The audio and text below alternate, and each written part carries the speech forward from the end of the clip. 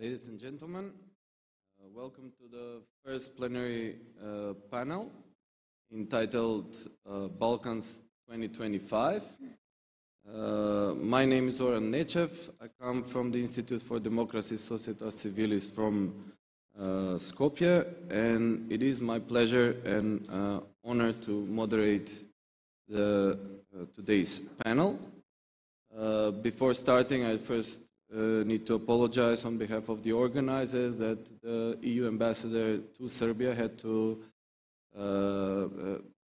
cancel the participation in this panel for private reasons, but he will be coming to the Belgrade Security Forum in the next days.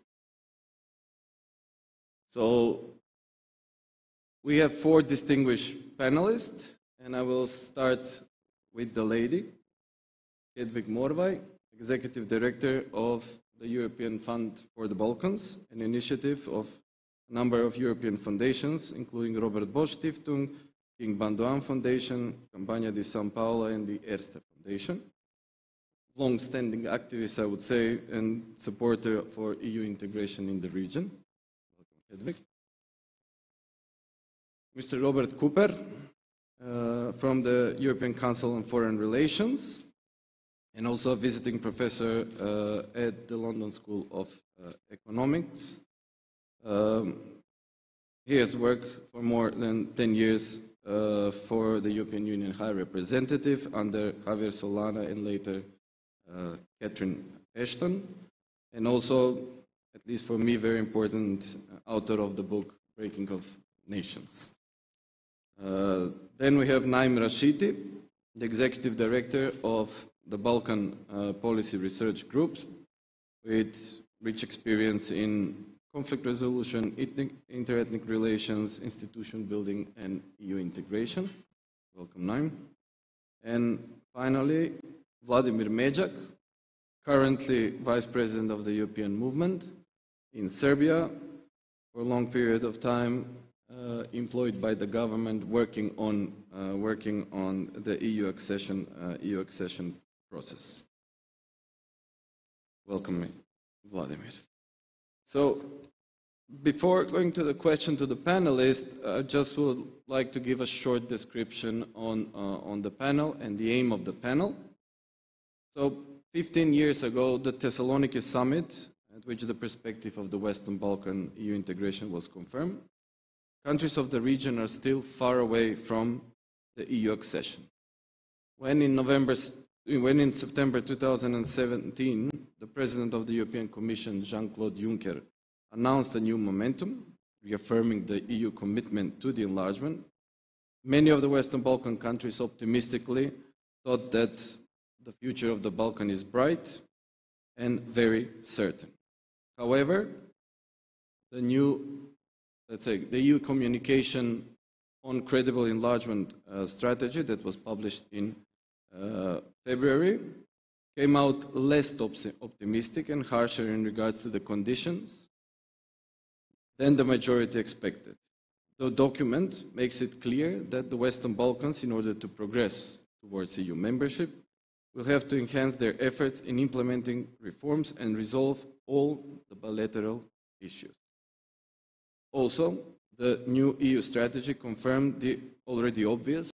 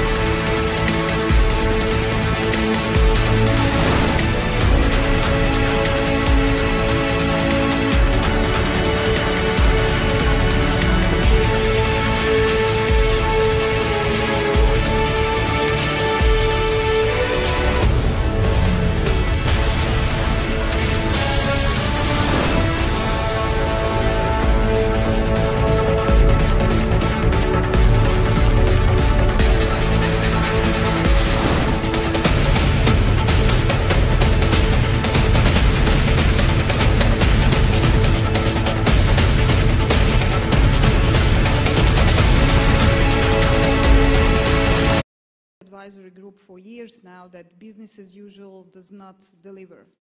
And with this chapter theater, what we see under the current technical process running, we can even see that those countries which are technically closer to the EU accession, in some cases are not that close when it comes to the real implementation or the real situation on the ground, or even if we look at some other developments which are recently very much present in most of the countries in the region, when we look at the real indicators, democracy indicators, if we look at the media freedom, if we look at the civil society, if we look at the state of human rights, if we look at the levels where, into which state capture can be observed in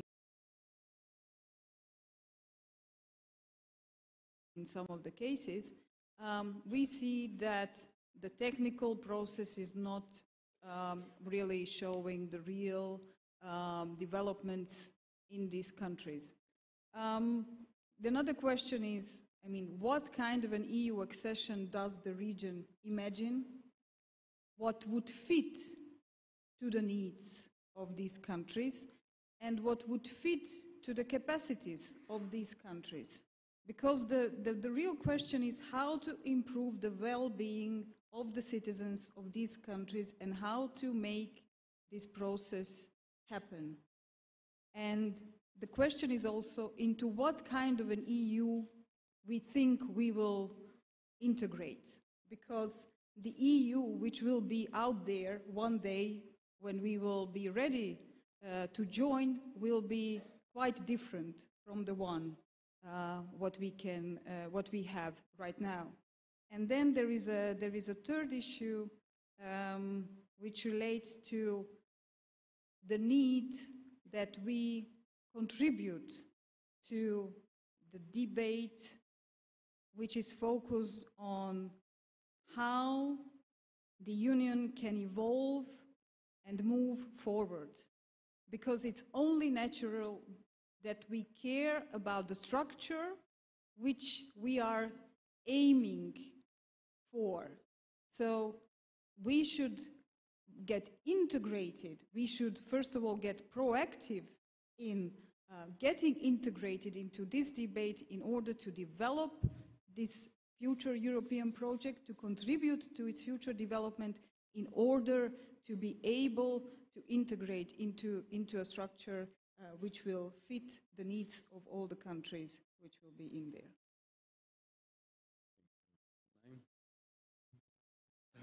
Thanks a lot. Honored to be back again to the BCF. 25 is very close to reach by numbers, but European Union and our elites in the governments of the Western Balkans, are telling us that to the people that probably it's impossible to reach 25. Second thing is, last year we concluded that 2018 and 2019 would be a window of opportunity. Last week, a very important EU official told me in Brussels, I hope 2019 does not exist for the Western Balkans, because there will be nothing positive to conclude. The enlargement strategy, and which includes 2025, if we want to read 25, means number of steps. Prespa agreement implemented, an agreement between Kosovo and Serbia, comprehensive agreement between Kosovo and Serbia, reform making, advancement of reforms, and EU willingness to open up the doors for the Western Balkans. This is the 4 that leads to 25.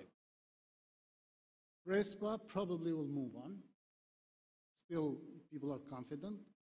There's no sign, good sign of Serbia-Kosovo agreement. The independent review report that is coming soon on the rule of law and reforms is becoming very negative, will be very negative, particularly on Serbia. And elections in Europe for EU institutions, Europeans themselves say, we wish we didn't happen. It was not an election that year. And it offers bleak prospects for 25. And even if some segments of these four elements would move forward, the strategy, and I heard back in Brussels again last week, is that yes, there are front runners, there are second layers and third layers, but one cannot move far if the others lags. In other way, if Serbia does not conclude the agreement with Kosovo, moves on, Albania and Macedonia will suffer even if they implement the Prespa agreement, because the conclusion in June will be not very positive. And then let alone what happens with Kosovo and Bosnia. So in the 25 can sound to me, or sounds as a reading as of today, that just to save and pretend for the EU enlargement process, Montenegro will slowly move, and the rest will stagnate badly in a much frustrating environment, as Hedvig said. To change that, this negative note, we need to see radical changes among us first, the Western Balkans, and then also with the institutions, the new EU institutions. I think the EU official was right. 2019 brings huge amount of uncertainty. Thank you. Vladimir, maybe a bit more optimistic approach, or? Well, then you should have called somebody else. Like everybody said, 2025 is just around the corner, so there is no time to lose. The problem is that neither Serbia is pushing hard enough, from my perspective, neither European Union is pulling hard enough. If we continue down this road, you sent me in email what would be the perspectives for 2025. Under current regime, we would open all chapters in 2021. So that's not a good perspective for any negotiations, because then that process is not a process anymore. It became a permanent stage. I must just say, we have developed a paper, 12 tips how to improve the enlargement. Not to catch 2025, which was our original idea, but to make enlargement possible in any case. Because current methodology of running accession negotiations, in my opinion, would not do the trick and would not lead to enlargement at the end. Progress report in 2018 said that none of the countries in the Western Balkans is above grade 3 on the scale 1 to 5 on the readiness for EU membership. That's 18 years after the stabilization association process has begun. Serbia is negotiating for 5 years, Montenegro is negotiating for 7. So basically, this shows that the process is not running its course. It became a permanent stage. So first, in order to change that, we gave 3 tips, and I believe that that is something that has to be done in order to finish with enlargement. First, methodology has to be changed. I'm not going to elaborate how, but this way of running accession is not going to work. Then funds should be increased, but should be increased in a smart way to enable for all the reforms necessary. And third, and most important, the rule of law must be the final benchmark for accession. So there is no playing around with the rule of law in the Western Balkans. EU has to become, actually, to be even stronger agent of the change for the better. We are always told that we have to make some brave choices, so does EU. So it's not bravery necessary only on this side, it's necessary on the other side. You had that necessary bravery and courage in the 90s, so we had the Big Bang enlargement. Now it appears that the EU is afraid of the Western Balkans, which is in number of population, getting lower and lower, but smaller than Romania. When we speak about Serbia, so far we have opened 14 chapters, closed only 2. I'll see our readiness once we start closing those benchmarks for closing the chapters. We have not come to that. Montenegro has closed only 3 out of 32 or 33 that they have opened.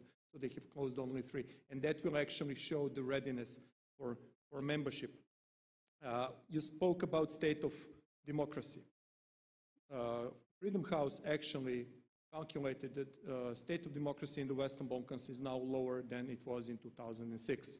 So we have circled back to 2006. And that's not something that we should be proud of after 18 years of the process. I can just name some of observations that EU Commission said in the progress report for Serbia. Level playing field of elections was tilted. Serbia needs to professionalize and depoliticize administration. Political influence on judiciary remains a concern. Corruption remains prevalent. Organized crime convictions remain low. Freedom of expression, a matter of increased concern.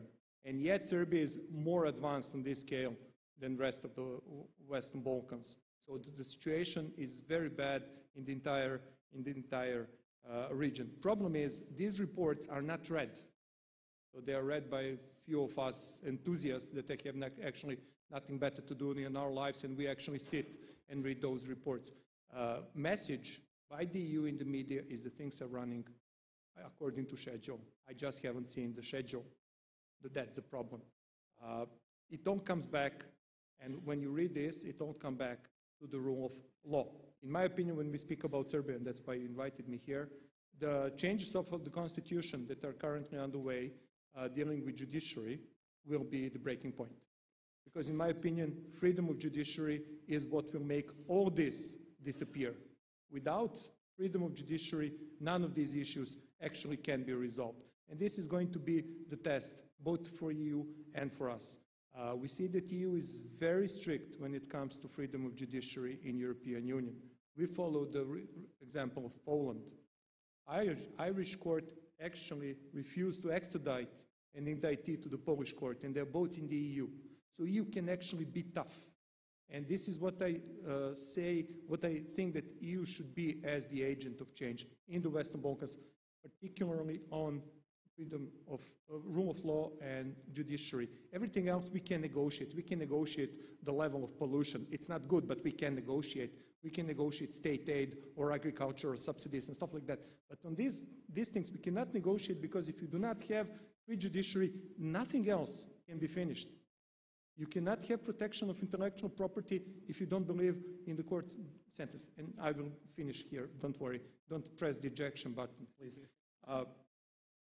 Juncker said in this last State of the Union address, we must find unity when it comes to Western Balkans once and for all. Should we not, our immediate neighborhood will be shaped by others. I must say, EU is the only one in our neighborhood that actually mentions any notion of the rule of law and of democracy. Nobody else asks about that. So if EU stops asking about that, we would actually lose the distinction between the EU and everybody else that around us. And as a differencia specifica between today and 30 years ago, EU is not the only one with free funds at this moment surrounding Western Balkans. So this has to be the distinction. I just wanted to say that that's absolutely right. That if you ask what is the European Union, the answer is the European Union is a community of law and cooperation. But the basis of the cooperation is actually the law. It's actually a common. What does the EU do? Answer: actually, it makes laws. Now, many of the laws are not of great significance. So, if you want your baby to die, it's better to give it food that meets EU standards than standards from somewhere else, because they're very good standards. But fundamentally, what the EU does is it makes law. And consequently, the most fundamental point for taking in a new member is it should have a legal system which is above reproach. This is why the question of Poland at the moment is so important. Why do you need democracy? You need that too, I think, but for two reasons. One is because democracy is the only way to protect the rule of law in the end. You do not get the rule of law in authoritarian states. And secondly, because the culture of democracy is a culture of openness, discussion, and compromise, and that's also necessary in the EU. But you're absolutely right. Fundamental is the rule of law. Now, I don't know how long it takes to create, to do a massive reform of the rule of law here, but it takes longer if you don't start today. And that's the important thing. And if you start today and people see, and the EU sees things happening, then the mood will change and the pace will change. So I think that's the right place to start and to keep at it. So if I can sense from the panel is that the future is uncertain and it will be hell of a ride to get in the EU by 2025. My perspective is, whenever I want to understand the other person from the other side, I always put myself in his own shoes. If I put myself in the shoes of EU, then this date that I given to the Western Balkan countries is quite optimistic and realistic. So I throw the ball in the court of the Western Balkan countries. So now it's your turn to do the reforms, right? This is the date that I have provided. Now it's up to you to implement, and these are the rules. So in this sense, is the EU realistic in proposing this date as a best case scenario? Or you think that it's just something that, imaginative and it does not motivate enough the countries from the region? Any of you can answer the question. I can just repeat, let's forget the date. It was never serious, in my opinion. And it's not possible, because the region is not delivering based on the process which is in place, and the EU is not ready to change the approach towards this region, not only because it is not open at this moment at all to deal with this region, and not only because it is not getting encouraging messages from the region and real results coming from the region, and sincere reform processes delivering, but also because the EU is in a certain state which understands a set of challenges which are very, very difficult and very dramatic in some cases, and which will reshape the EU significantly. And these are the realities. I mean, let's discuss the Balkans in a different way. We cannot discuss the Balkans only with its formal EU perspective, sticking to the very same narratives. I mean, I hate to repeat myself, but this dance of this game of we pretend, you pretend. For our political leadership, it's fine because they have their own agenda. For the EU leaders, it's fine because the enlargement fatigue is of course present in all the EU member states. And again, I mean, the EU is facing serious challenges. And it is inward-looking, and it should be inward-looking because it has to get fit to the 21st century and to become a project which will be able to integrate new member states. But we have to do the job, obviously. So, if we continue banging on the door the very same way we are doing it, we can prolong this agony forever. And maybe the EU will support prolonging this agony because it suits also the developments which are happening there. But the life cannot stop in the region just because of the fact that the EU accession process will take ages. It will. But we have to develop these countries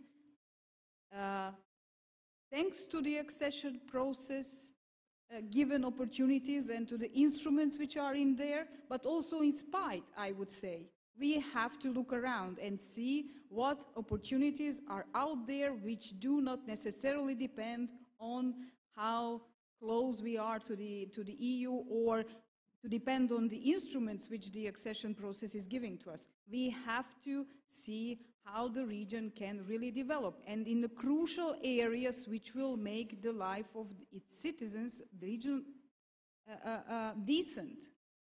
And then, of course, we will start discussing brain drain, we will start discussing the difficult conditions under which people live in these countries, and we can discuss, I mean, even in what kind of a shape these countries would be one day they would catch the EU train. How could we function in that system under the current development path we are going through?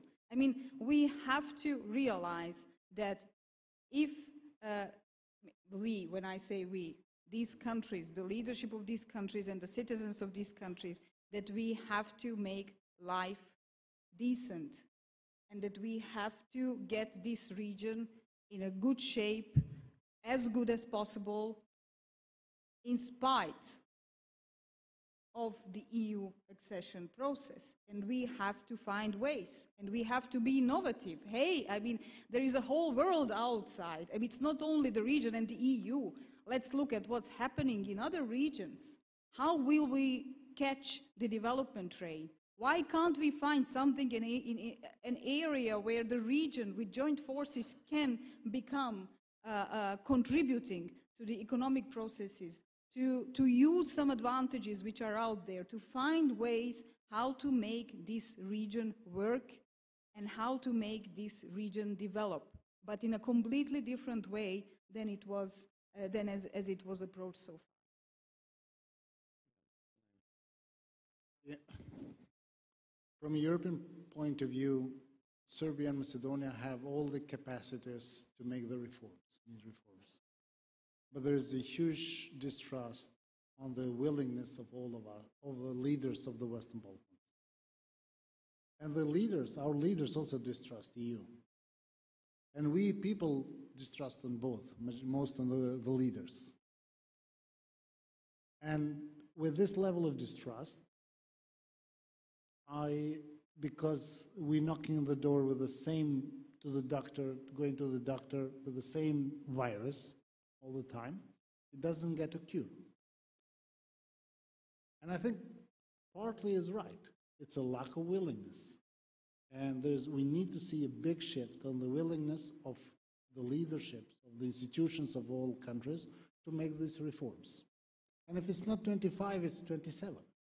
I think if the Western Balkans really transforms, they make peace agreements, they improve regional cooperation, and they make real efforts to improve rule of law, good governance, EU cannot keep staying deaf. So it has to move on something. The dates will be hard to say, to judge, depends on the future, Cooper's future unpredictability, but it will be somewhere. Today, we think we'll be probably nowhere, or will be the same as today in 2025. That's the worst scenario. Robert, can I pose a question to you? What do you, in your opinion, do the Western Balkan countries' political elites share the same values with the ones on which the EU is based? And if yes, I want to know, do they practice them in the accession path? Do they implement them? I don't know. I mean, I think you only know what people's values are by what they do. I believe that they share the values of the EU when I see them making dramatic changes. But the date to concentrate on isn't 2025, it's tomorrow. What is somebody doing tomorrow?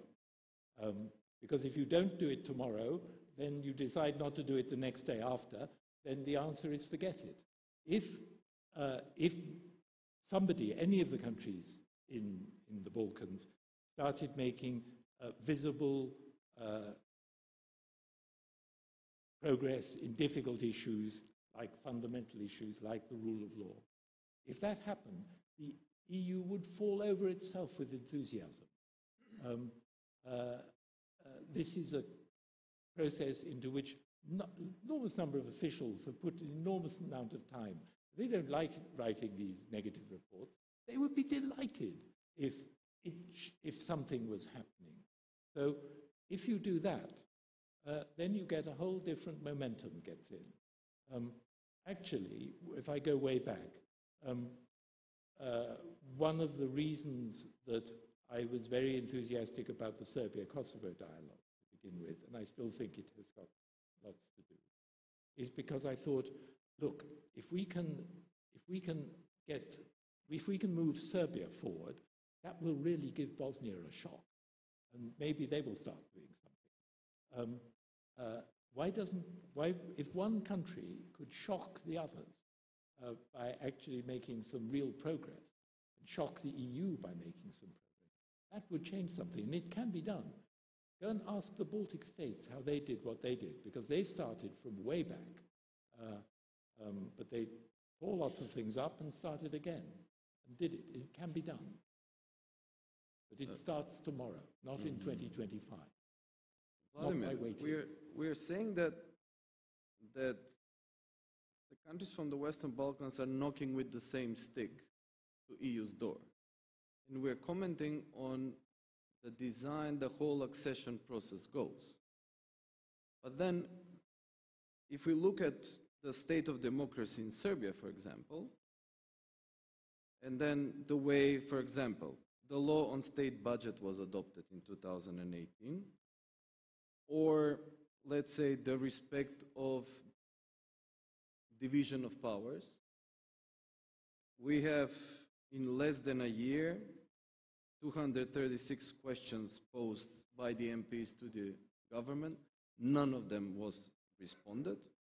Or to go, how many criminal cases connected to the government officials are really conducted. My question would be, why the EU should change the design when you cannot fulfill even these criteria that are already set there, and you're still knocking with the same stick on our door? Well, if the design worked, we would not be in that situation. That's the reason.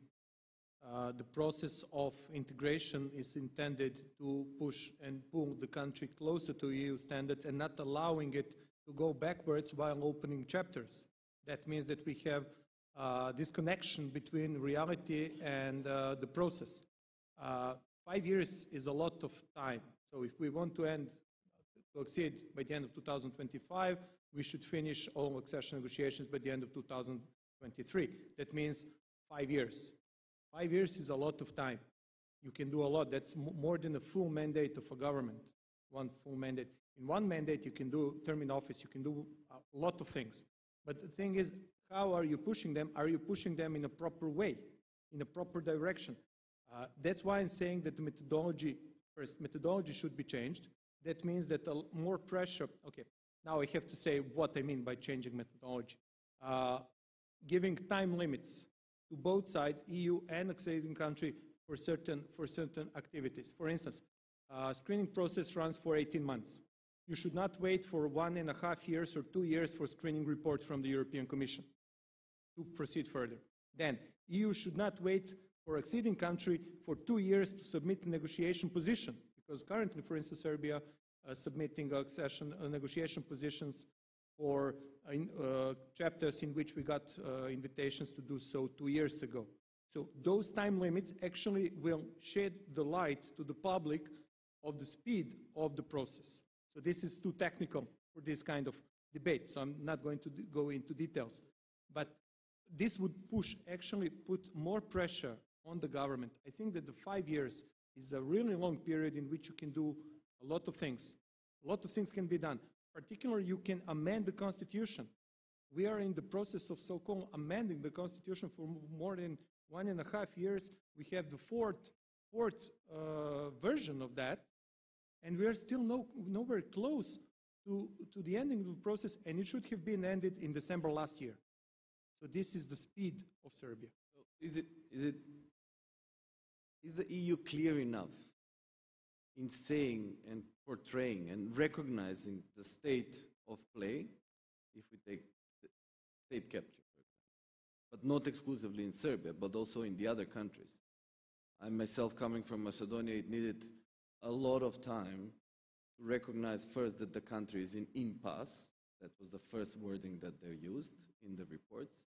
And afterwards, the next year, when we had already a full political, institutional, economical crisis, to recognize that there is a state capture, as it was the first time that it was used for a candidate country.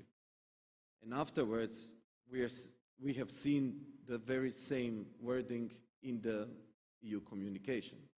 But what I'm missing is that I haven't seen, and I haven't seen the Commission mentioning the word state capture, or at least the elements of the very same state capture in the other countries of the region.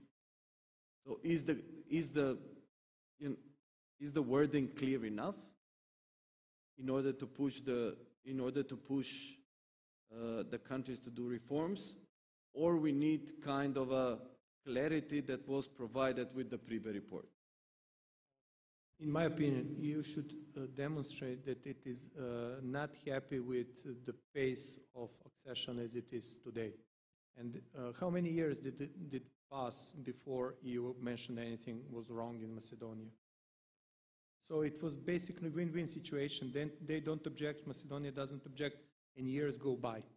So we should avoid having years going by without actually raising any alert on negative developments. Capture state does not develop overnight. So it's much easier to prevent from getting to that situation than from actually then going back once the state capture is there. So, question for the remaining three panelists. Do you think that the time has come to introduce kind of a Pribe report for the remaining countries of the Western Balkans?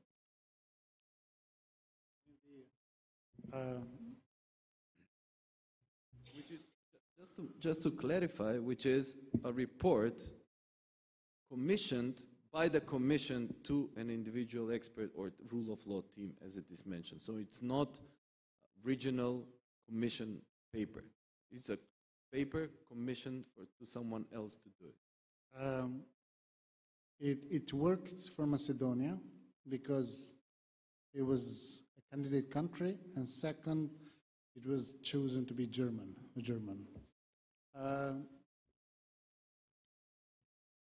The methodology has to change, not in the achieving goals. It has to change in targeting other groups in the Western Balkans. The EU gets tighter and tighter into working only with elites, corrupt elites that hardly read the progress reports. And they are more and more ignoring societies, citizens. And I think in an environment where there's a high level of distrust between the people and the elites, it should be investments in the citizenship, in societies, that will raise the pressure from bottom up, not only from top bottom. There's a metaphorically, the doctor has become a bit old, and the patient remains sick because the therapy, they got immune to the therapy. And the therapy has to change. We are not looking to compromise with the requirements and chapters, is the methodology of the therapy has to change. And the Pribe report, I hear that it's coming something very good, I mean very bad, but very good methodology is coming for Serbia next spring. And it should be put to all countries, and not only for EU, because when I asked some officials in Brussels, why are you doing this for Serbia? Saying, we, as a commission, we could not do it we could not say what we should be said, and we contracted an independent reviewer. And it should be said to please to show to the member states more correctly, fairly the situation. And we want the other way, bring it, report, document it, and bring it to us, to the societies. Not to member states, to the societies. So then give us the means, the people, the means, citizens groups, not NGOs, okay? The means to fight for a PRIBE report. And like in Macedonia, the PRIBE report, majority of citizens heard about the PRIBE report, right? Learned about the PRIBE report.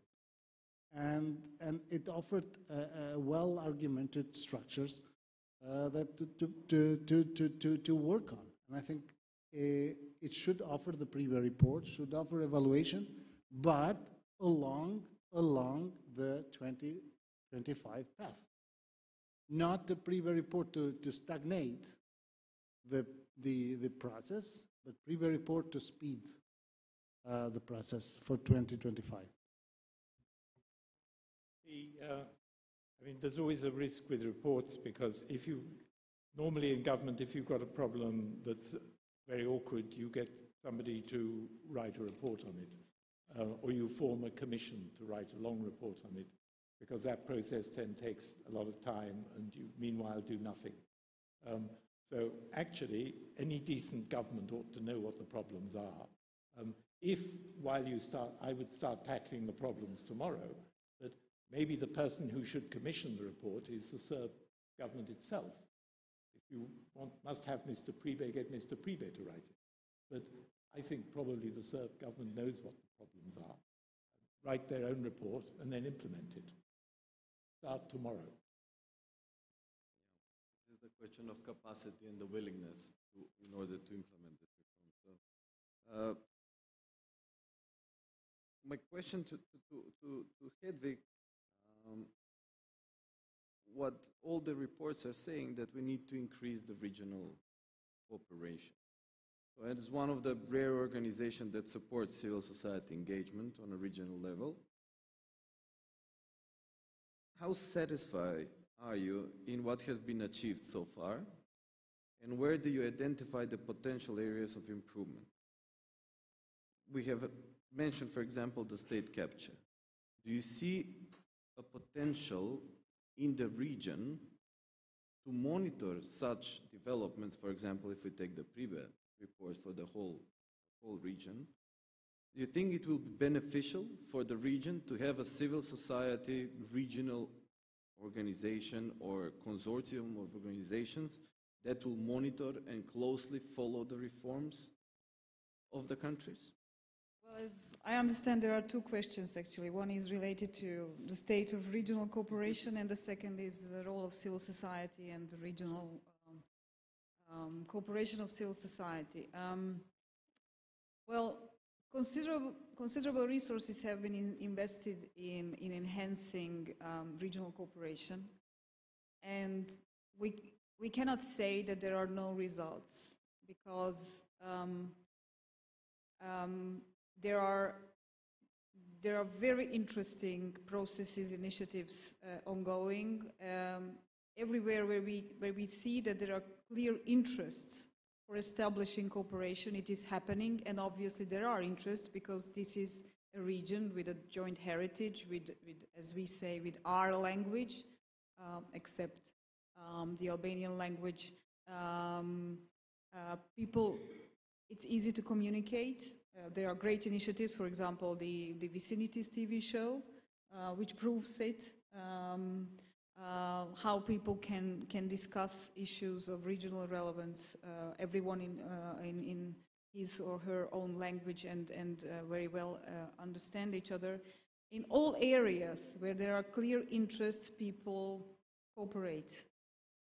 If we look at the political level, of course, if we look at political initiatives, intergovernmental initiatives, we are overloaded with that type of regional cooperation examples. And it is encouraging then for the citizens to see that it is happening on the political level. And in many cases, it is important that the citizens see that the politicians meet, they talk, they exchange, and there was even a joke that members of the Serbian government saw more often their colleagues from the neighboring countries than their own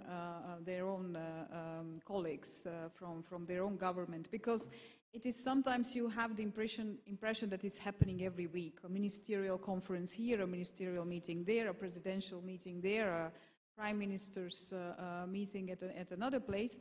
On the other hand, it's very difficult to see what are the tangible results. I mean, the latest example, the Berlin process, which was a very welcomed initiative in 2014 because the accession process was clinically dead, so we needed a positive impulse, and that was given to us in the form of the Berlin process. After 5 years, after 5 summits, it's very difficult to explain to ordinary people what it really brought additionally to regional cooperation. Politicians like the format because they enjoy traveling to these high-level summits, being in a joint family picture with European leaders like Angela Merkel and Macron and some others. So they very much appreciate these opportunities. But when it comes to practical results, even for some of the projects which seem to be very concrete, it is not yet clear how and whether they will be realized. For example, bilateral disputes were already mentioned. That is one of the major outcomes of the Berlin process. In 2015, there was the Declaration on Solving Bilateral Disputes signed in Vienna. Then there was a very rocky road in following up on that declaration, and it's very difficult to say what is going to be the destiny of this very important initiative and how it can be followed up. Again, because of the very complicated setting of the Berlin process itself, where unless there is a structural approach to enable follow-up and the real proactive initiative to take ownership by the regional governments for the agreements and for the initiatives which are part of the Berlin process, nothing concrete can happen. And then there is a third factor, and that is involving the societies of this region in making those projects really happening in the region. So there are I mean, unless there will be now some serious follow-up, but prior to that even some serious evaluation of what happened after 5 years, some serious stock-taking, what was planned to happen before the London summit, but it didn't.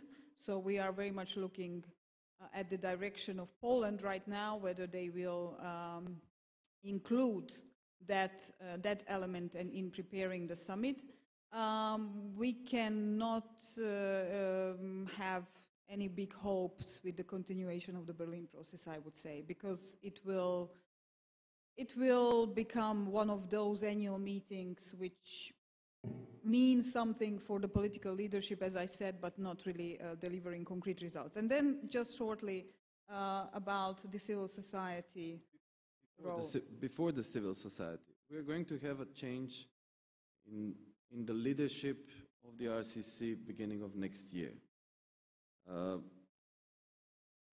Can the civil society recommend kind of an increased and more structured dialogue on a regional level to the RCC in order to help the new president?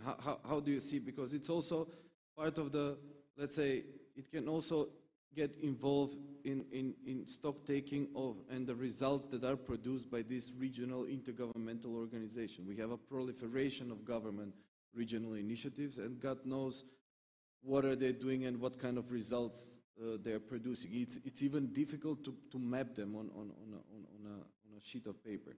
So Can we, in this regard, help the new leadership of RCC in order to get involved in structuring the regional dialogue and also inclusion of civil society?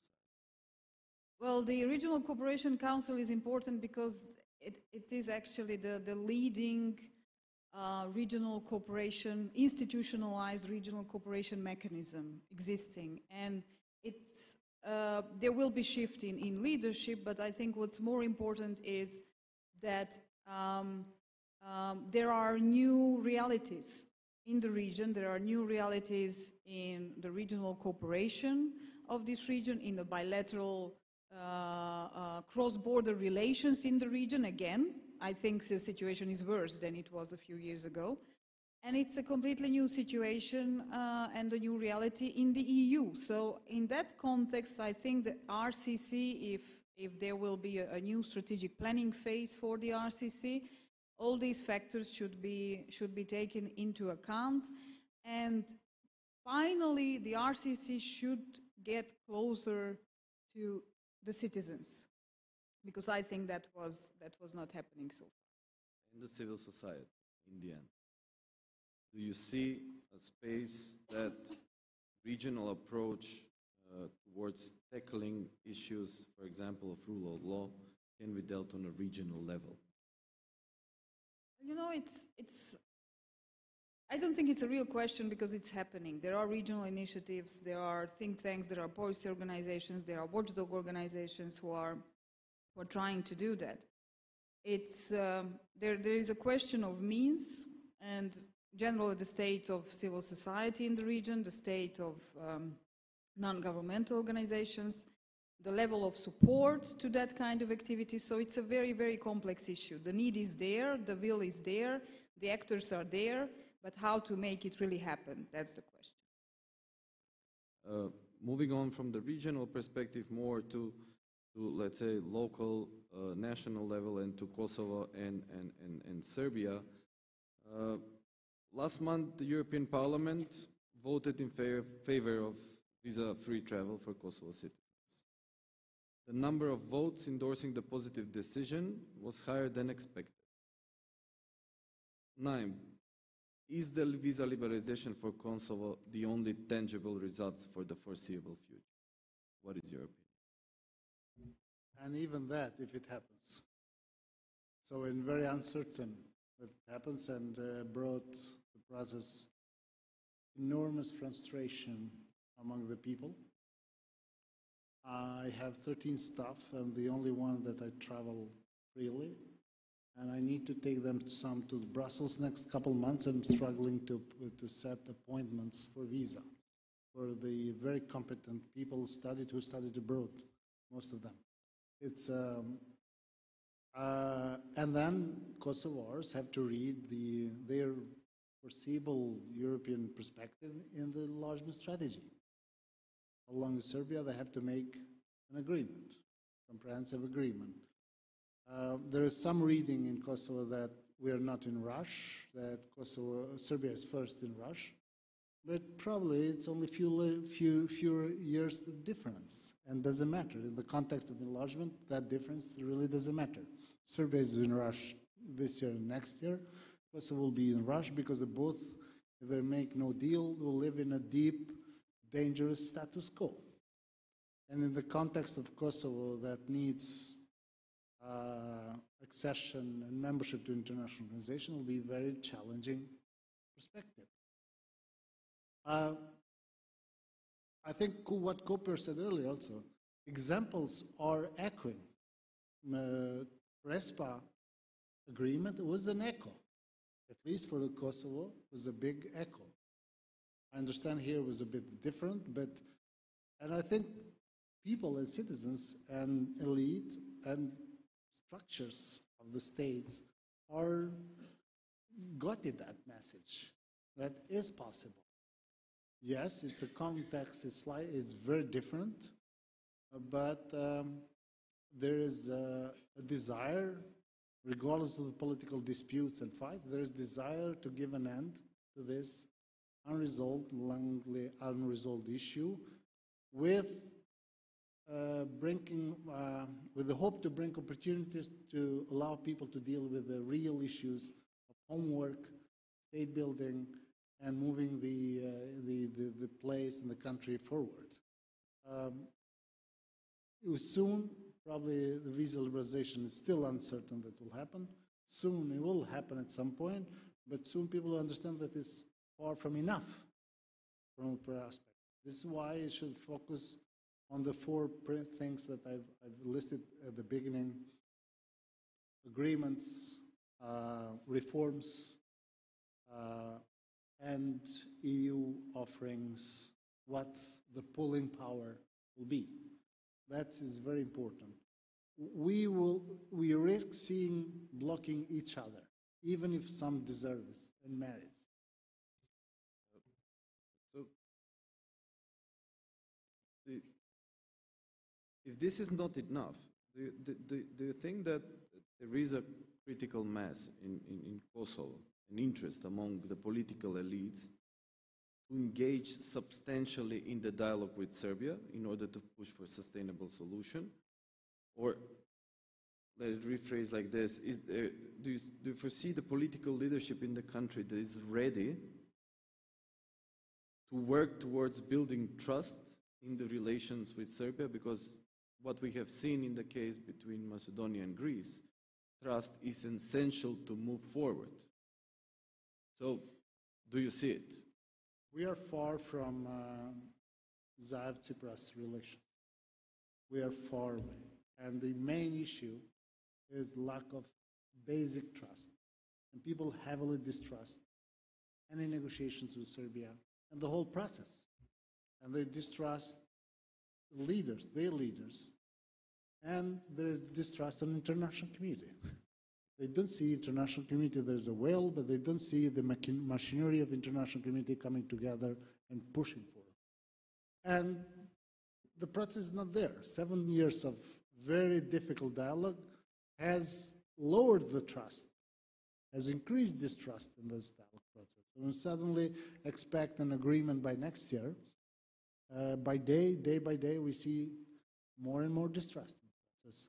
I think when people see, and politicians also see, a visible process, which this time they have to be part of it, unlike before, that was designed by others, this time they have to be part. When they see a process, a visible process, they will take part and they would work, hopefully, to resolve.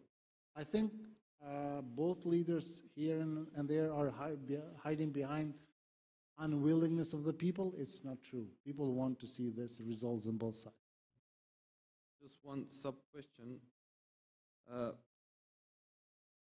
Do you think that there is a comprehensive approach, so all political leaders in Kosovo are united behind one idea and one position in the dialogue with Kosovo, with Serbia?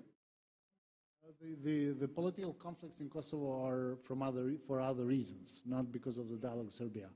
There is no winner and loser in the issue of dialogue with Serbia. Nobody of them lost or won something on the topic of the dialogue with Serbia. The political disputes are from 2010, began with difficult elections. And look, Kosovo is slightly different. It's a process of state building with much more openness, deregulated openness, and lots of room for fighting. But it's this fight and disagreement is not linked to the process of the dialogue with Serbia. It's personal, political, and the way system operates. They have shown 2 times in the past that they come together when it comes to the dialogue with Serbia. And I think they will do it again at some point, and they see a process. They disagree on potential outcomes, but it's largely comes out of the fear that the undefined process can risk what they have achieved. And they will have to come together to work in the process that actually will conclude. The process of the dialogue with a desire to conclude it, with investments to conclude it, it's more important than whatever, or the formulation of the outcome that will eventually be agreed by all sides. That Kosovars have to be prepared for the process. And frankly, these days, Kosovars have to be prepared also, what if dialogue fails, which is quite likely. You wanted to add? Yes, I wanted to add, also following up on what Naim was now elaborating on this bilateral issue. In many cases, it is much easier to solve bilateral disputes in a multilateral setting or approaching them, and that is why this declaration on solving bilateral disputes was initiated within the Berlin process. So it's a very complex issue, however, because there are many, many different types of bilateral disputes. There are some which are already there in the drawers and they must be just signed, and there are some others like the Kosovo-Serbia issue or the Macedonia-Greece issue, which are way more complex. So we cannot generalize. However, there can be a positive setting where there is a certain kind of motivation and push for working step by step on coming closer. And these kinds of settings can be also contributing to this trust building. You know, if you enable these actors to meet and to discuss issues in a different way than when they would eventually meet only bilaterally under huge pressure, when only concentrating on that certain problem, I think it can contribute to the process. So I would just like to add a final word, and it also then relates to the regional cooperation issue, because this is the regional cooperation. I mean, that is why we insist on regional cooperation, because it's very difficult to imagine how this region can develop without regional cooperation. So we have to realize that the regional cooperation is a tool. It's not the goal in itself. And we should not treat it as some objective out there which was put by the EU or some other external actors in order to make our lives even more difficult, in order to have one more requirement. No, it is in our own interest. So we should use all the benefits and advantages what the regional cooperation can offer to solve such serious issues, approach such serious issues, but also to develop and to initiate processes which can contribute to developments in different areas of the society. And therefore, because you asked me concretely about RCC, I think what could be an interesting task for RCC is to redefine regional cooperation for the next phase and to start building regional identity as a modern European regional identity, as it's happening in other European regions within the European Union. I mean, we should, of course, we work on reconciliation, on trust building, on facing the past, but we should build a new type of modern regional cooperation and regional identity which fits again into this European idea about regional cooperation and European identity. RCC is a part of the same failed therapy and has to change drastically. Yes, it's a regional cooperation that has offered has facilitated the environment for resolution or beginning of resolution bilateral disputes. Still, issues are bilateral. Greek Macedonia was bilateral, Kosovo Serbia is bilateral. Two governments, two states, call it whatever, two nations have to come together, sign a treaty, a peace. For the past and for the future, they have to resolve themselves. That's the only way they'll convince people and Europeans that they want to drastically and dramatically change. As it is a bilateral issue, so we move to Vladimir now. Do you think that is the knot tightening around Serbia in sense of the need to deliver results on Kosovo as part of Chapter 35? Also, its relations with Russia, and therefore the lack of convergence with EU in regards to foreign policy? Do you share this opinion on, or can you elaborate a bit more on this important issue? Well, it's not my area of expertise, but I must note that in our negotiation framework with the EU, it said that by the end of accession negotiations, Serbia should sign a binding agreement. So as far as our accession negotiations is regarding, it's not even close to finishing. So pushing the deal before, I think it could be beneficial if the deal is good. So it's much better to do it before than rather later. But artificial time frames can actually have a negative effect if we push some things before the nature run its course. So some things cannot be done before their time. And in that sense, of course, I support the dialogue. Of course, in order to build trust, you have to obey what you have signed. So implementation of things already signed should be the first step in building the trust for the next phase. So it's also something that has to be monitored.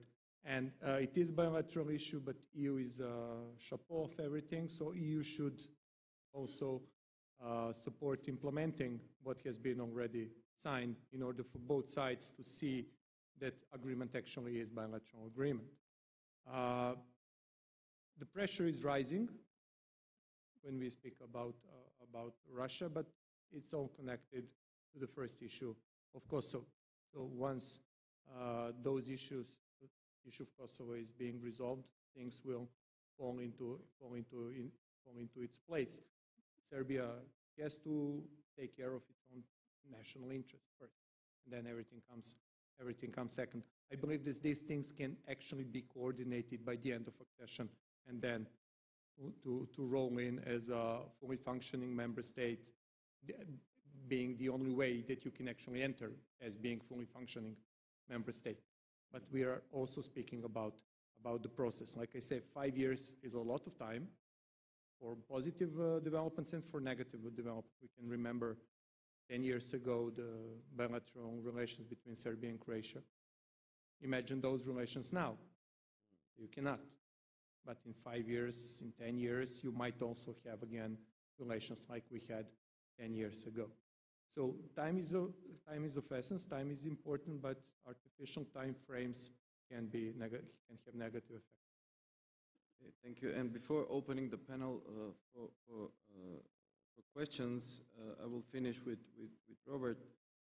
Following your visit to Skopje and Pristina, you have written a commentary entitled "Breaking Old Habits in the Balkans."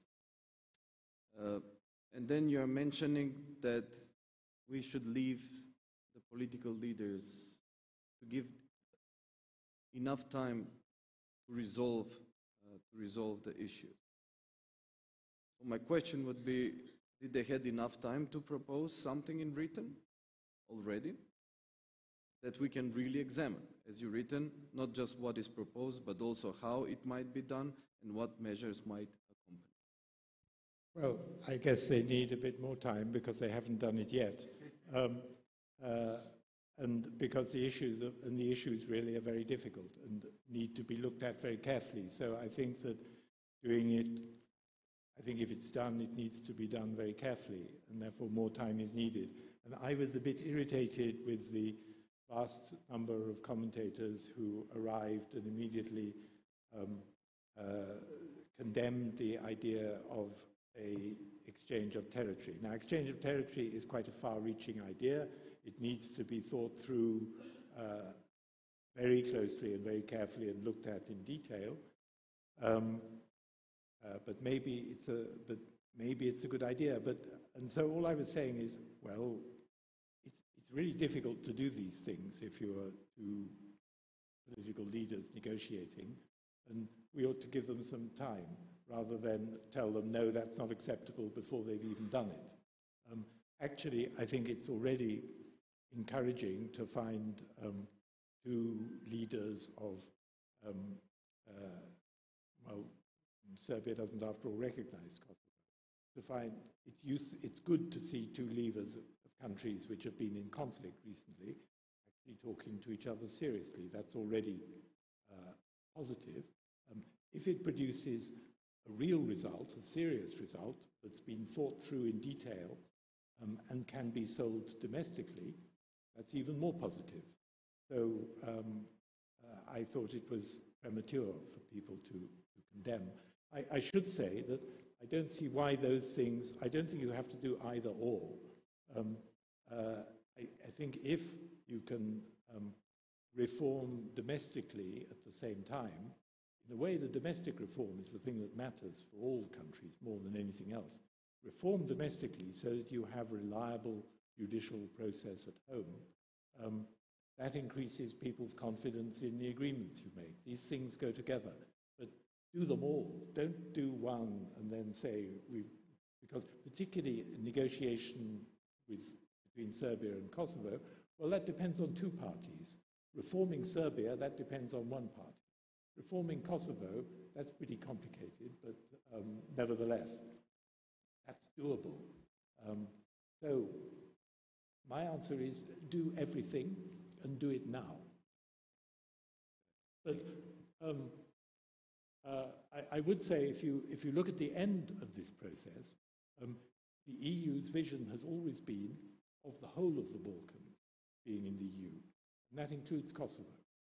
So the EU, when Serbia gets close to the point of becoming an EU member, the EU will start recalling what happened with Slovenia and Croatia, because Slovenia was a kind of model member of the EU. It was a real example of what a new member should be like until the question of Croatia joining came up, when it suddenly started behaving in a very odd manner.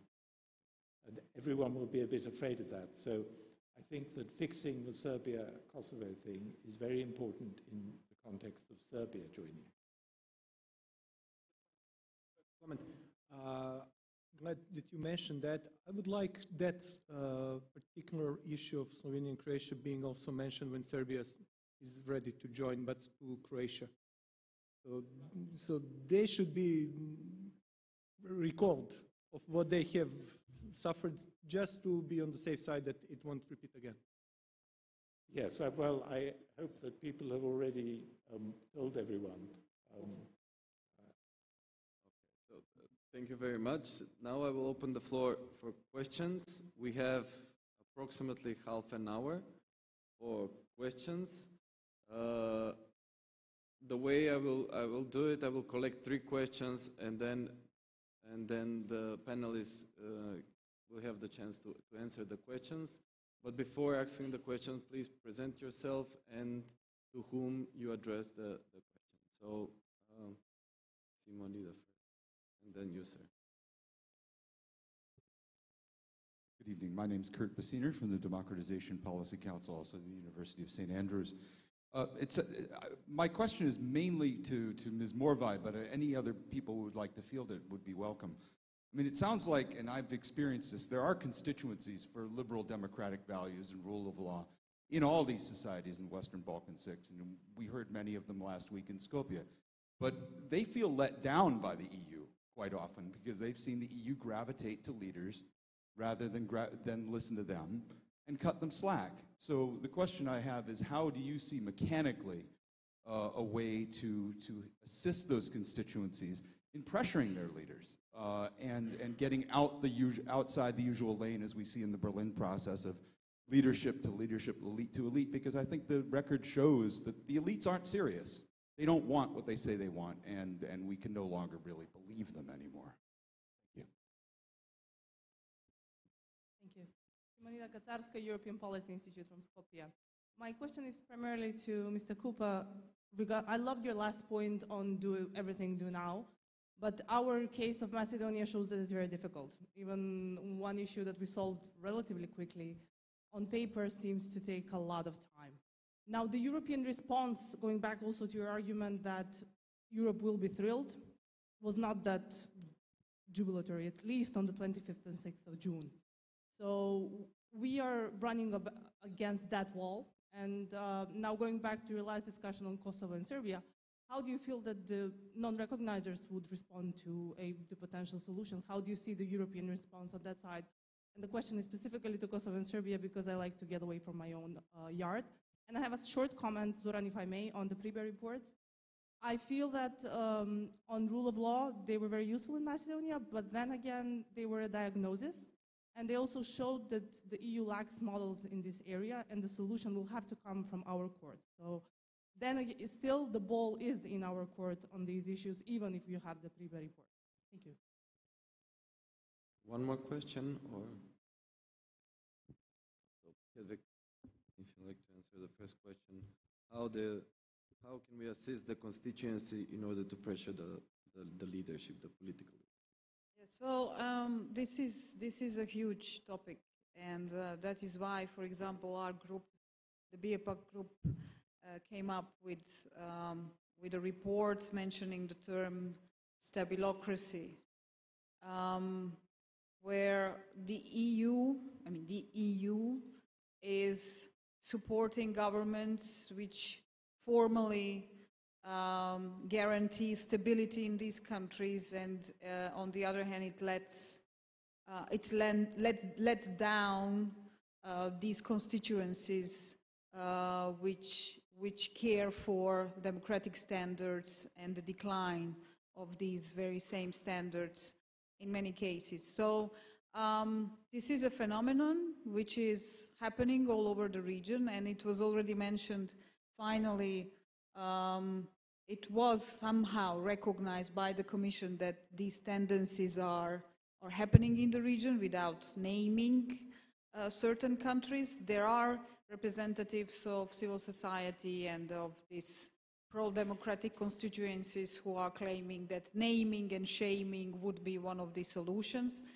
Obviously, there are instruments which could be used in order to help these constituencies and the civil society, and especially this watchdog part of the civil society, to play its role and to have opportunities to open discussions and to contribute to the discussions and to involve the society in these discussions. This is largely not taking place because the media freedoms are also very much contested in all these countries. So it's a very complex issue with interdependent facts.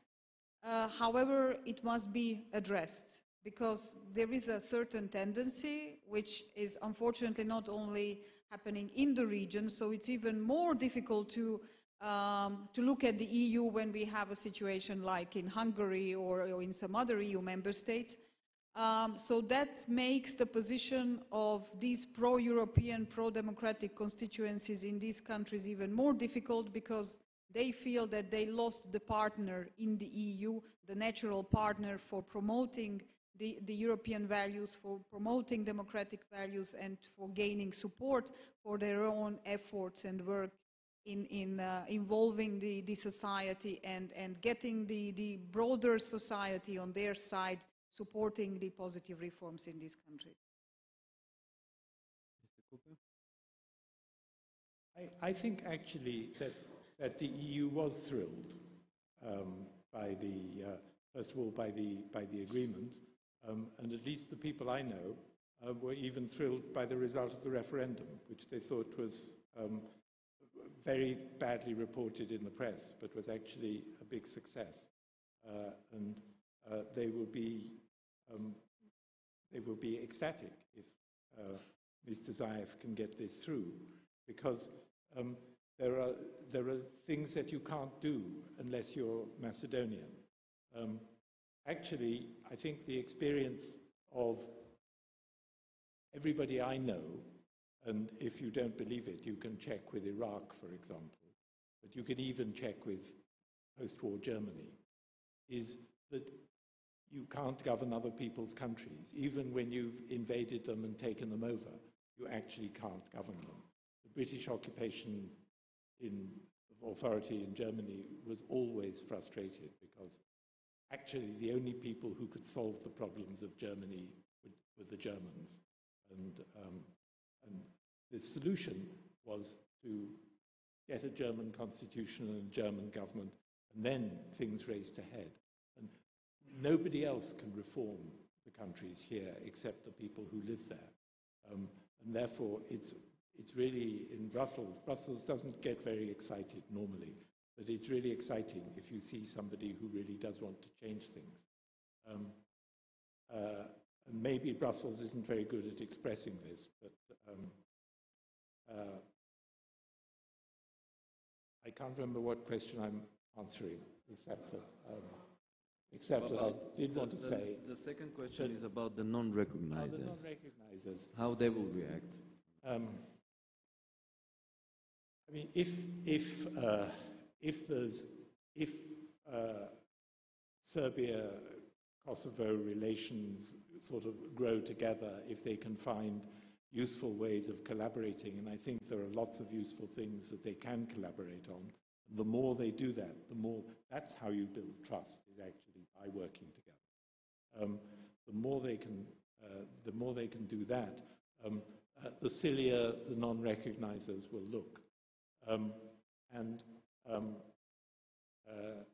For my part, I don't think that the non-recognizers caused some trouble, but basically they don't cause that much trouble now.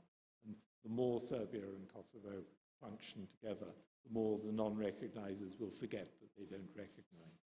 So I think that's a problem which people are often very reluctant to change their formal position because most of them didn't non-recognize because of non-recognition. It was to do with something else. But I think that if Serbia-Kosovo relationships go well, if Serbia itself and Kosovo itself themselves develop, then I think non-recognition will just become irrelevant. Thank you. Hope you're satisfied with the comments. Any other questions?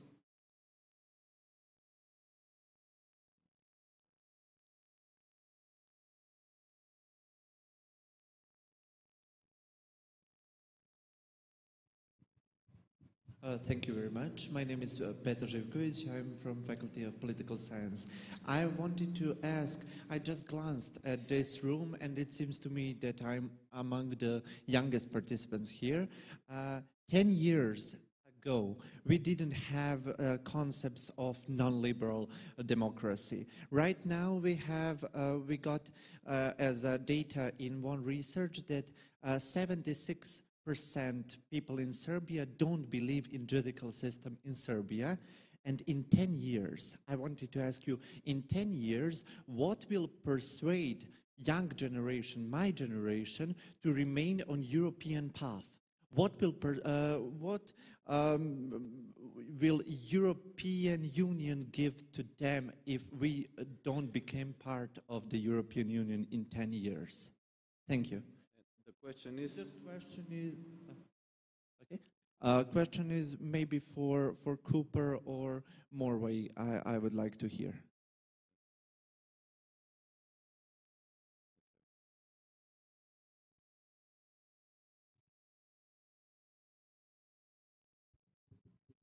Hello, Tomasz Zornaczuk from the Polish Institute of International Affairs. Zoran, if you allow me, I would have a question to Ms. Hedvig.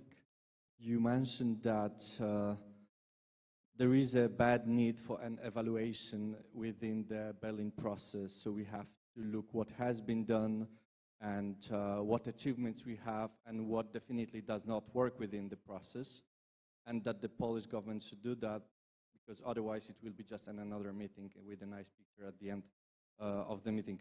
Would you have some technical hints on that so I can bring them to Warsaw and maybe say a word to the Minister of Foreign Affairs what to do? Thank you very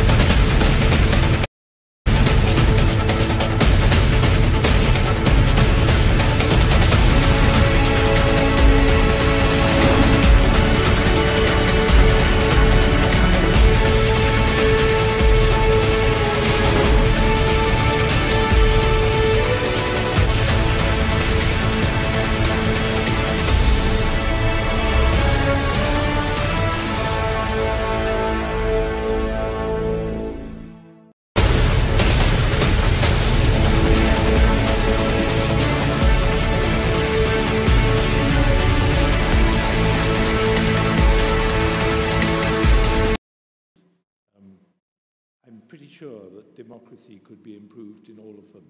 And I'm certain that the rule of law could be improved in all of them, but that's about as far as I'll go. There was another question that was asked. That's right. What should the young people do? I fear that what the young people are doing is they're leaving, and that's not really very healthy, because there's something here. It ought to be. We don't want to have a kind of. We don't want the Balkans to become the kind of wastebasket of Europe. How do you do this? I don't know. Get after the government. Get into the government.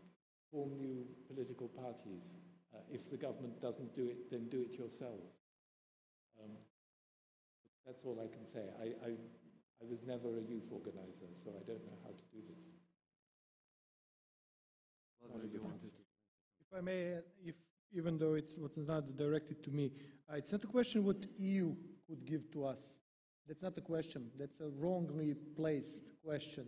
The issue is what we can do for ourselves once we are in. So joining the EU, it's not about taking funds, like, we are poor cousins from the south trying to get the social welfare. That's not the point. If that is the mode of entering, then we are doing it wrongly. The idea is to enter, be prepared, and then Serbia would be in the position to give to its youth population what it should give to the youth population. 10 years ago, we had visas yet, so you could not move around. You could not go to Greece or anywhere else. We did not have a trade agreement with the EU. So 10 years ago, we basically didn't have two main pillars of our relations with the EU. Those two should not be taken for granted. We had even better position in 1992. We lost it in one day, on April 27, 1992. It all ended. So it was taken for granted and then it was lost. So what can happen in 10 years and what should happen is what Serbia can actually give. And that's why I said at the beginning, and my basic point is the rule of law. Once that is in order, Serbia would be a different place to live. Where people would not have to leave, where people would not leave. We are entering EU actually on the individual basis. So eventually we will join the EU, but the idea is to join collectively as a state, not on individual basis, every man for himself. So the idea is not for EU to give us anything. It is for us to take what is offered and to do the best with it that we can. Something to that. I think maybe there are things that the EU could do. I think that the EU, instead of having this kind of very dreary bureaucratic process where chapters are opened and closed, I wonder if the EU, and I'm not working for them now, so it's not my responsibility, but I wonder if the EU, in exchange for real reform in specific areas, and I mean real reform, not just stuff on paper, but things that really change people's lives, if the EU couldn't offer more real steps towards membership, by which I'm meaning not something which is another box ticked or another name or something like that, sort of, for example, participation in meetings as an observer, which I think would be useful for both sides in that it would mean that when Serbia and other countries joined, they would understand the way in which things work, the culture better, and it would also be more visible for people if their people were now participating as observers rather than as full members.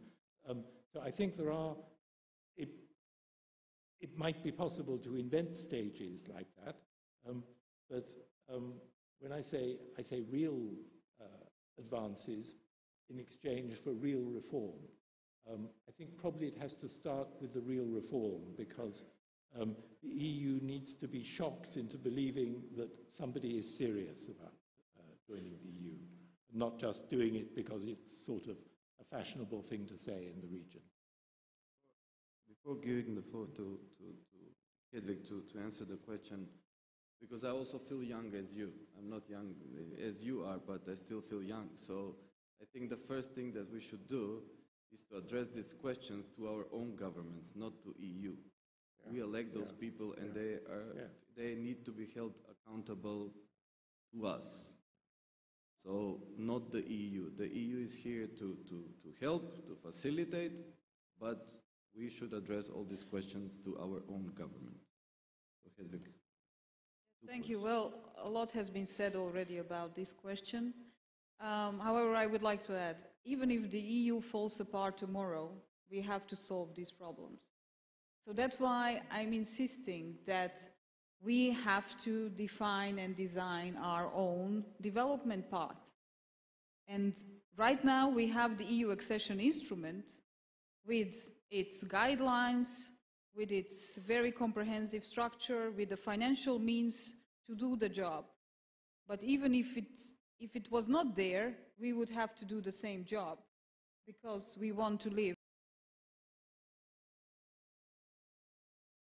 in different kind of states. So if we, and why I'm insisting, even though the ball is in our courtyard, and obviously we have to deliver, but why I'm insisting that there should be also changes on the other side, because the process has proven that it's not delivering, and it was already stated many times today, in the way as it was anticipated. So if after so many years, the approximation to the EU, on the other hand, is not really showing real developments, we have to change something, and the EU has to change something. On the other hand, if you go to the Netherlands, for example, if now your university or your student organization would have a study trip, for example, to the Netherlands and meet politicians from the Netherlands, you would ask the same question. They would say, go home and do your homework.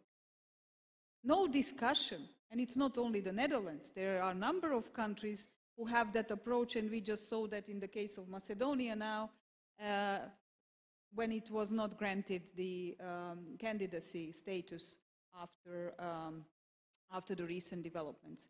So all in all, we have to do our work. And when we say that the society should be included in the EU accession process, it does not mean that all citizens should decide together with the politicians about the nitty-gritty details of the process, and that everyone on the street has to know what kind of chapters there exists and what are the exact steps to make. But it means that the society makes or takes its own share. Every individual takes its own share in making this process happening. And I mean, I'm looking at you, and I'm glad that this question came from a young person, because your group, your generation, and especially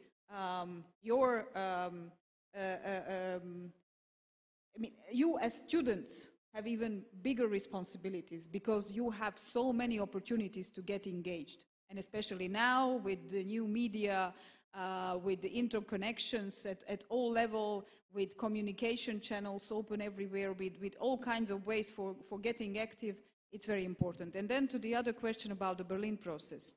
There is a monitoring process ongoing with regard to the results of the Berlin process within the civil society of the region. There is the Civil Society Forum, which is linked to the Berlin process, which is tracking and monitoring the results of the Berlin process, and there are also a number of NGOs all over the region who are doing very important work, having annual reports on the results of the Berlin process, organizing conferences, opening up issues and organizing discussions about how the Berlin process could be improved, what could be the contribution of different actors to the Berlin process, etc. So there is a huge existing material and data which could be very easily taken over and used for a very serious evaluation if there is someone who is taking leadership.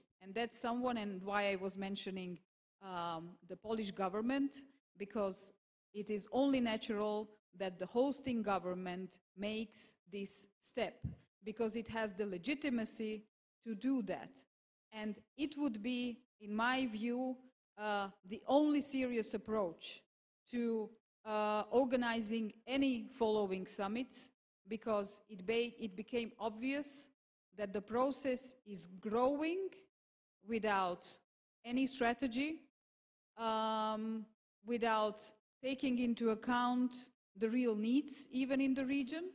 Its agenda is getting broader and wider, in many cases dictated by the interests and needs of the hosting governments or the other EU member governments participating in the process. The regional governments are not really showing ownership and not really showing the capacity to influence the agenda setting. So serious stock taking and some clear data and analysis on what has been done and how it could be exactly continued, at least in some directions which already showed results, could help. Thank you. And one more question in the back from Stephen, and then we will close the panel. Thank you for an interesting panel. Stephen Lokman, SEPS, Brussels. I wanted to ask Mr. Cooper whether he's perhaps not too starry-eyed about the EU's positive response to any shock and awe that may come from the region. Fundamentals first, rule of law and reform of the judiciary have been mentioned already. A country which hasn't been mentioned so far by the panelists is Albania, where exactly with the introduction of constitutional change, a whole set of laws and bylaws, and an incredibly tight vetting process is underway, already 10 months in producing results. Yet we've seen a delay in decision-making, and Hedvig referred to the position of the Netherlands. France, too, of course, has been stepping on the brakes in delaying a decision about potential opening of accession talks with Albania. Is it really possible that we are perhaps, not aware enough about the prejudice which exists within our own societies about the accession of poorer Western Balkan states? And are we not perhaps underestimating also the ability of individual countries to move forward in this enlargement process of the Western Balkans? I'm not sure that I'm really very well placed to answer it, because I'm actually not in Brussels at the moment, and the people that I know in Brussels are mostly enlargement freaks. So maybe this is a kind of a limited section of Brussels society. But I would only say that the EU does. So far, in my experience, the EU does keep its commitments. And there's a commitment made in Thessaloniki, and it's still there, and it's been repeated several times. And I think that they should be held to their word. And I haven't followed Albania very closely, but I'm delighted if all that's happening, if it really starts turning into a real legal system that functions really well, then that will bring its own results. I mean, I'm sure that if people see this functioning, then that changes everything. So I maintain my faith in the EU. It's sometimes slow, but when it says it'll do something, in the end it will do it.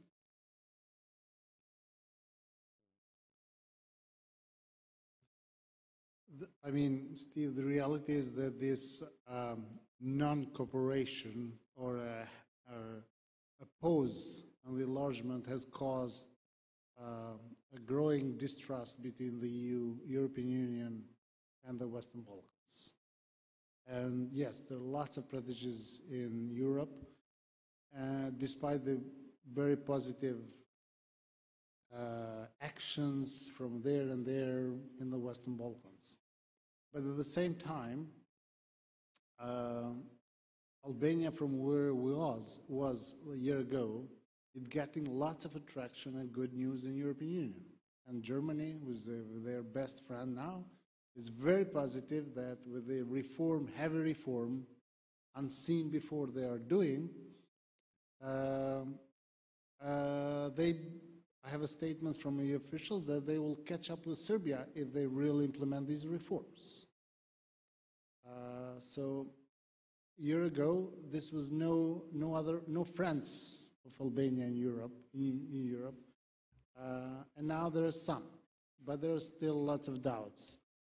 I think there's still huge amount of misreading of each other. And that this is why we need the mainstream process of 25, bringing all these initiatives within the same framework, within one framework, that we clear clouds. We come to one reading of what fundamentals first are, which are getting now on paper, what bilateral issues are, that moves on. Now I see the European Commission wants to repeat same thing, something similar to other places. And actually, they got a complaint from some other countries, including Serbia, why EU, why Albania is doing this, so that they're afraid that EU could ask something similar to Serbia and other countries. So it's slow, but it's only a year, and we have to see next year, 2018, whether this becomes real. But if it becomes real, then Albania clears up its path toward the accession talks. Thank you very much. As we have used all the time allocated for this panel, I would like to thank the panelists and the audience for the patience, and please join me in a round of applause for the